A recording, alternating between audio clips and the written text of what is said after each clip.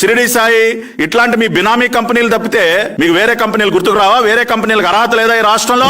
ఆ షిరిడి సాయి అని చెప్పి అంటే అవినాష్ రెడ్డి బినామీ కంపెనీకి దోచిపెట్టడం ఈ 4 years లో మరీ హద్దులు దాటిపోయింది. ఇప్పుడు ఇస్తే శృంగారం, అప్పుడు ఇస్తే వ్యభిచారం. షిరిడి సాయి గురించి ఎన్ని పుంకాను కథనాలు రాశారు, ఎన్ని వందల డిబేట్లు చేశారు, ఎన్ని కార్టూన్లు వేశారు. షిరిడి సాయి వాళ్ళకి అపరంగా ఖర్చు పెడుతున్నారు, భూములు ఇస్తున్నారు కరెంటుకి అన్నటువంటిది అడ్డదిడ్డమైన కథనాలు రాసుకొచ్చారు. ఇప్పుడు అదే షిరిడి సాయికి క్యాబినెట్ సాక్షిగా 540 ఎకరాలు కేటాయించారు.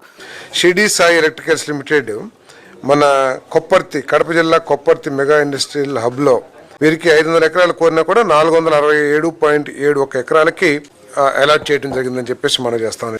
మరి అదే పరిస్థితి అయితే కనుక ఇక్కడ మధ్యన ఒంగోలు దగ్గర వీళ్ళకే షిరిడి సాయి వాళ్ళకిస్తే దాని మీద రచ్చ చేశారు. ఏంటిది అంటే మా వాళ్ళు ఉన్నప్పుడు ఎవడైనా పెట్టుబడి పెట్టాలి, మా వాళ్ళు లేనప్పుడు పెట్టుబడులు మానేయాలి. జగన్ ఉన్నప్పుడు పెట్టుబడులు పెడితే పెట్టుబడులు పెట్టేవాడు దొంగ. అదే ఇప్పుడు పెట్టుబడులు పెడితే వాడికి ఊరు పేరు తెలియని వరుస అయినా సరే అద్భుతం. అది మన పత్రికలు, మన జర్నలిజం, మన దరిద్రం.